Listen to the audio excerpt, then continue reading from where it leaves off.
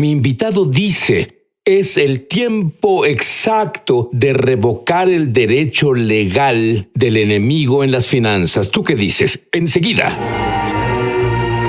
Sid Roth ha pasado más de 35 años investigando el mundo extraño de lo sobrenatural. Robert Henderson, él ha enseñado sobre las cortes del cielo, que es una asombrosa revelación que ya ha respondido oraciones por más de una década. Para aquellos que no han oído antes de ello, ¿puedes explicar brevemente qué son las cortes del cielo? Las cortes del cielo son una dimensión espiritual a la que por fe entramos.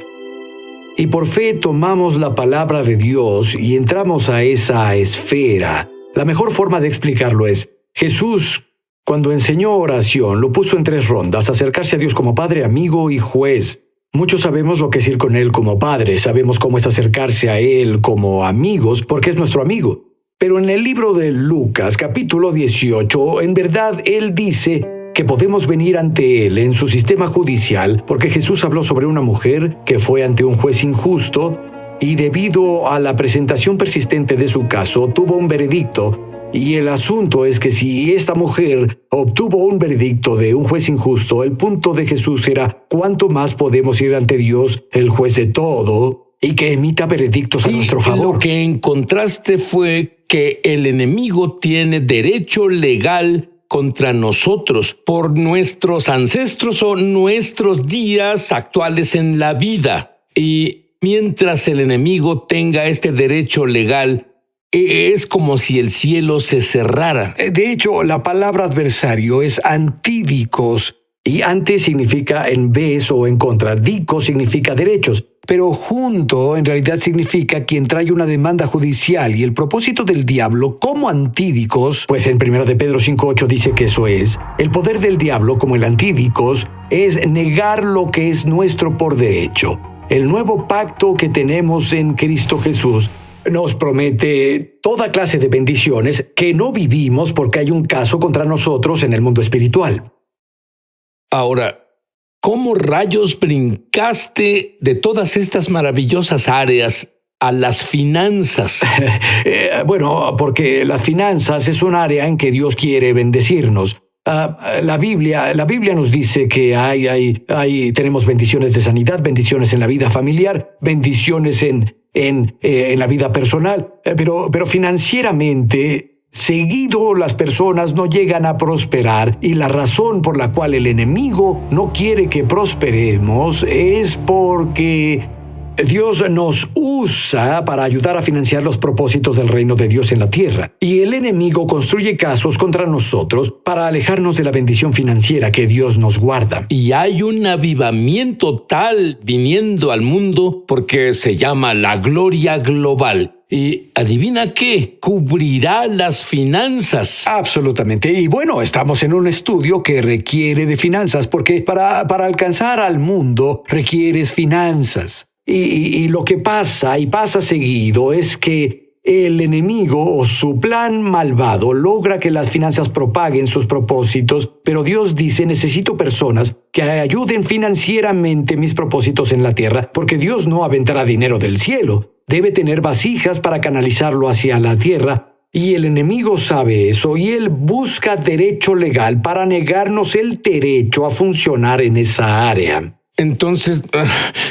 ¿tú crees que Dios quiere que todos tengan mucho dinero? Creo que Dios quiere que todos prosperen. A mí, lo que normalmente le enseño a las personas es esto, que cuando el hijo pródigo miró y dijo, mira mi condición, estoy en un chiquero, él dijo, ¿cuántos jornaleros de mi padre?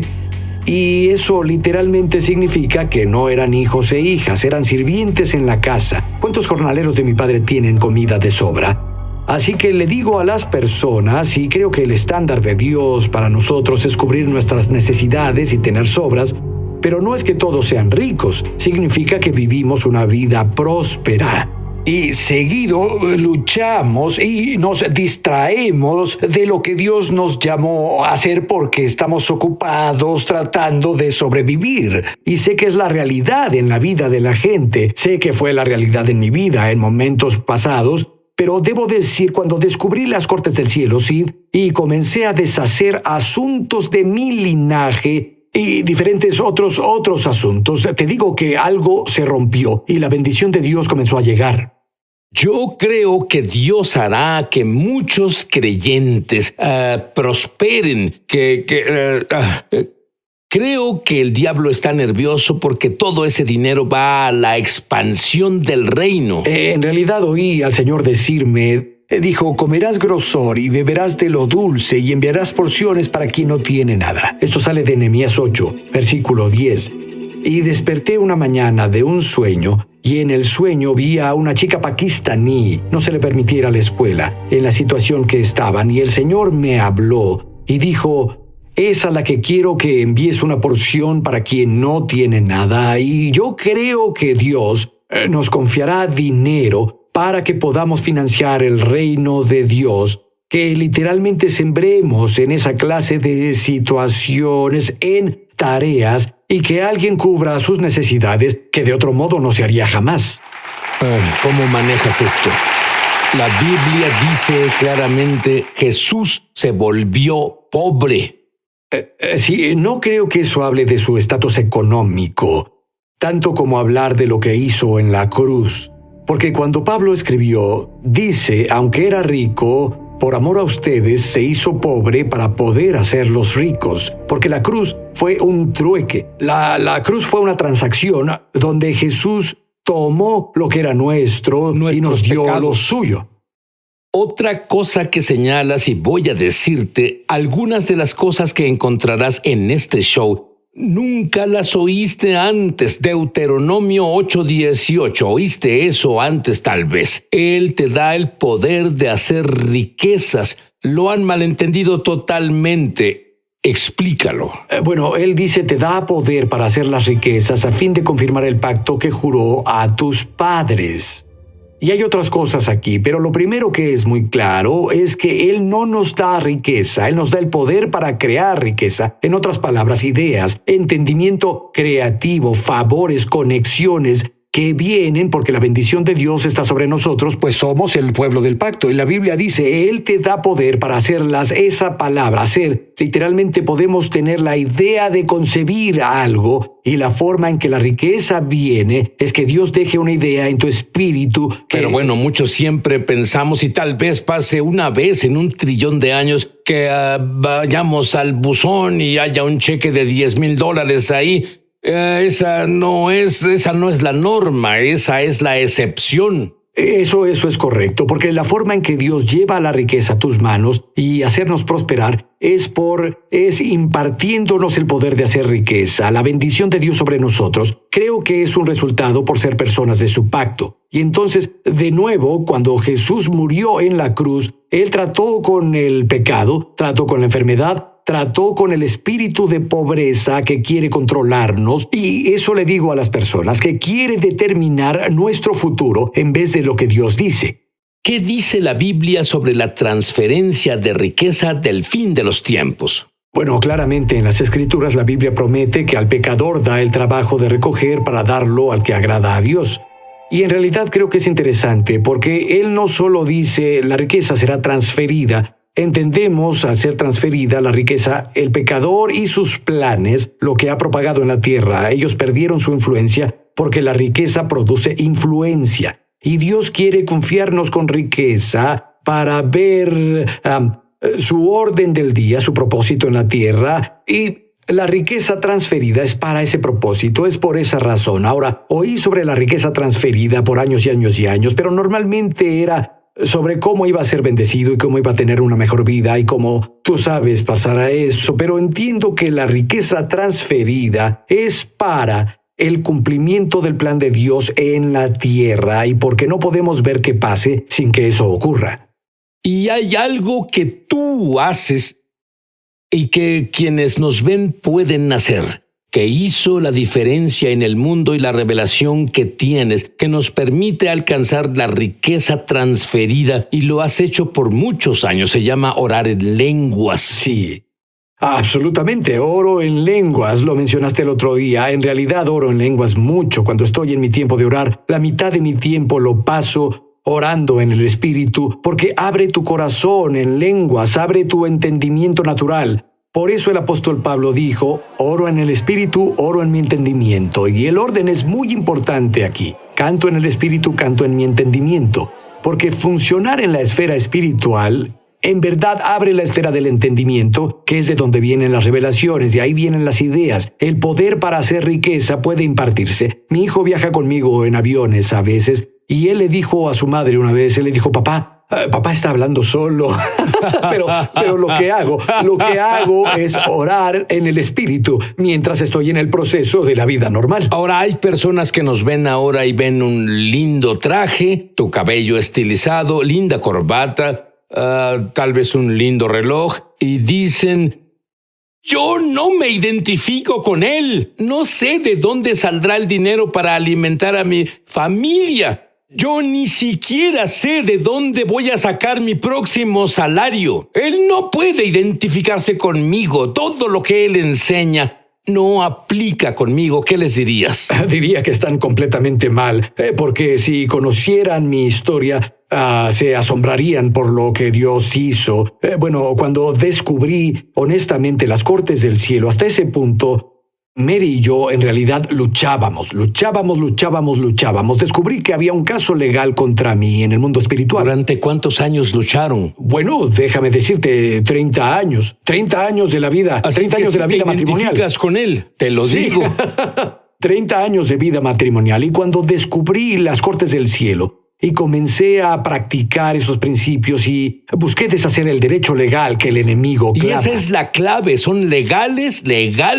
Y ¿no dice la Biblia que el diablo es un acusador? Está ahí acusándote por los derechos legales. Algunos los conocen, algunos no los conocen. Pero ¿qué pasa cuando esos derechos son removidos? Bueno, en la esfera de la que hablamos, la bendición y prosperidad vienen. Vamos, sí, me asombré del todo. Estaba absolutamente asombrado con las ideas que usé y no funcionaron, pero ahora funcionaban. Los conceptos y los principios. Ha sido una cosa asombrosa, donde de pronto las cosas comenzaron a prosperar. Pienso en Pedro.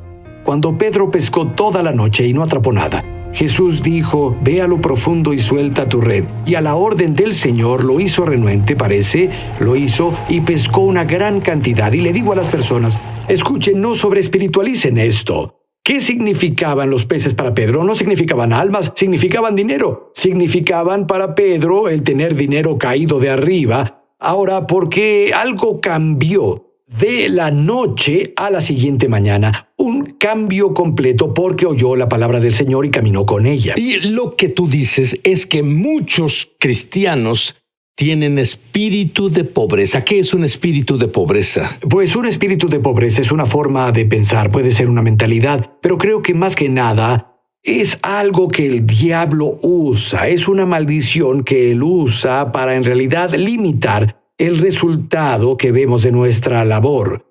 La pobreza no es una situación económica, es una entidad espiritual, pero el escritor de Proverbios dice, entonces tu pobreza te asaltará como un bandido, la escasez te atacará como un ladrón armado y maleante.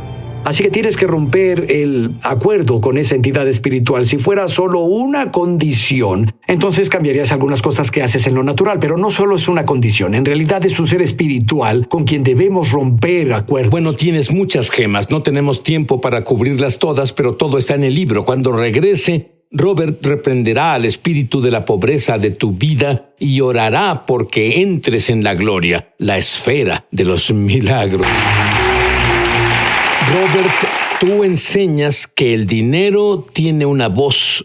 ¿A qué te refieres? Bueno, en Hebreos capítulo 7, versículo 8, la Biblia dice que habla de Jesús como nuestro Melquisedec, sumo sacerdote. Ahí él recibe el diezmo, y cuando brindo mi diezmo, él lo recibe. Y dice, se da testimonio de que él vive. La palabra testimonio literalmente significa dar un testimonio judicial. Y mi testimonio judicial, desde mi diezmo, en realidad me conecta a su vida presente. La oración que él dice a mi favor justo ahora. Y cada vez que brindo mi diezmo, imparto un testimonio judicial en el cielo que dice, creo que él vive. Tú vas de una revelación a otra. pero luego en realidad son remarcadas cuando dices historias reales del diezmo y cómo abrió acceso a todo lo milagroso. Dime sobre el pequeño niño que murió y daré un prefacio diciendo, cada vez que él comparte esta historia, la presencia de Dios manifestada viene y yo espero que la presencia de Dios vaya justo a tu hogar o donde nos estés viendo. Adelante. Sí, hay un pastor mexicano que estaba en el interior de México, en un lugar desértico. Él hacía reuniones de campamento y él llevó a un orador americano. Y cuando hacen esas reuniones de campamento, cavan unos hoyos profundos y cubiertos con plástico como tanques bautismales. Así cuando las personas eran salvadas y nacían de nuevo, las bautizaba. Llevaban con las reuniones de campamento, yo creo que un tiempo, pero creo que fue en la reunión matutina y el pastor en realidad traducía para el evangelista americano que le hablaba a las personas que estaban ahí. El pequeño hijo de 2 años del pastor se alejó de quien se suponía debía cuidarlo y se cayó en el pozo bautismal. La piscina, y estaba llena de agua y se ahogó y estuvo ahí por un largo rato antes de que lo encontraran. Y cuando lo encontraron, debido al calor del sol, su cuerpo se inflamó y estaba muerto porque se ahogó. Por supuesto, ellos entraron y rompieron la reunión, le dijeron al pastor, dijeron, debe venir. Entonces él fue y tomó a su hijo y entró en una choza. Y dicen que había una choza ahí. Y podías ver entre las grietas hacia el cuarto. Y entró en su choza y se sentó en la cama y cargaba a su pequeño, y él clamaba a Dios en español. El orador americano que estaba ahí no hablaba español y estaba pegado a la choza viendo por las ranuras. Y le dijo a uno de los mexicanos que estaba ahí, le dijo, ¿qué dice? ¿Qué dice? Porque tiene a su niño, y clamaba en español. Y le dijeron, él dice, pero Dios doy diezmo, pero Dios doy diezmo. Y eso era lo que clamaba. Dijeron, de pronto la gloria de Dios entró a la choza. Está pasando. Sí, puedes sentirla. La gloria de Dios vino a esa choza y el pequeño comenzó a escupir y balbucear y su cuerpo volvió a la normalidad y resucitó de la muerte.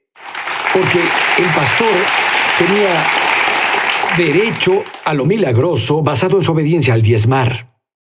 Hablando de la gloria que ya invadió el estudio, es fuerte. ¿Y qué hay de la mujer que sanó de cáncer? Sí, esa fue una situación donde alguien llamó y dijo, ¿puede orar con esta señora que tiene cáncer? Y dije, pues seguro. Acortando la historia, terminamos en el teléfono con ella e hice algo que yo nunca hice antes. Yo había visto que el diezmo habla y da testimonio en las cortes del cielo. Y guié a la señora en oración con base en sus diezmos. Ella impartió testimonio judicial de que creía que Jesús vivía y que Él hablaba en su favor. Entonces, con base en eso, la hice orar. Señor, con base en mis diezmos y lo que dice ante ti, derramarías tu fluir sanador en mi vida. Y literalmente, ella tenía bultos en su cuerpo. En un par de días, los bultos desaparecieron de su cuerpo y comenzó a sanar completamente del cáncer. Quiero decir una oración contigo para que tengas un conocimiento experiencial de Dios. Tú que conoces, tú que naciste de nuevo y que tus pecados son perdonados antes de impartir la gloria. Di esto después de mí. Querido Dios, dilo fuerte. Querido Dios, soy un pecador. Por favor, perdóname. Creo que la sangre de Jesús eliminó mis pecados, cada uno de ellos, y me limpió. Y Dios, ahora que estoy limpio, ven y vive dentro de mí. Te hago no solo mi Salvador, sino mi Señor. Quiero experimentarte. Amén. Y Robert, rompe el espíritu de la pobreza y ora por la gloria. Y Padre, quiero agradecerte ahora mismo por aquellos que nos ven.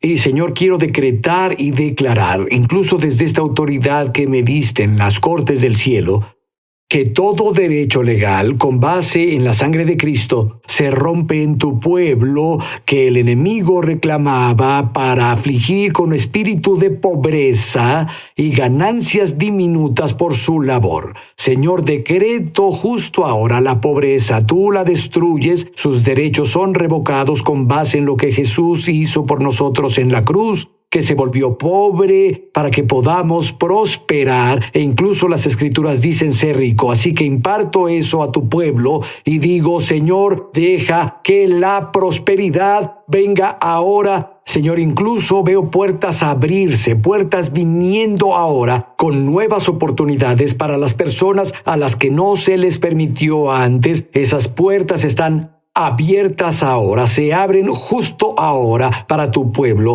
y permites que la provisión venga, Señor, como nunca llegó antes. Y Señor, esa sensación que tienen de estar en una trampa, la rompo para ellos y sé que están libres desde ahora, en el nombre de Jesús. Y pido ahora el peso de tu gloria, Señor, para que el peso de tu gloria descienda sobre tu pueblo, para que sea su constante compañía, Señor, para guardarlos. Señor, incluso me acuerdo de las Escrituras, que tú caminas sobre el camino de santidad, y aunque fuimos necios, no nos perderemos. Digo que el peso de tu gloria viene ahora, Señor, y nos da empoderamiento para vivir una vida de santidad como nunca antes. Te agradezco por hacer esto por tu pueblo, en el nombre de Jesús. Amén.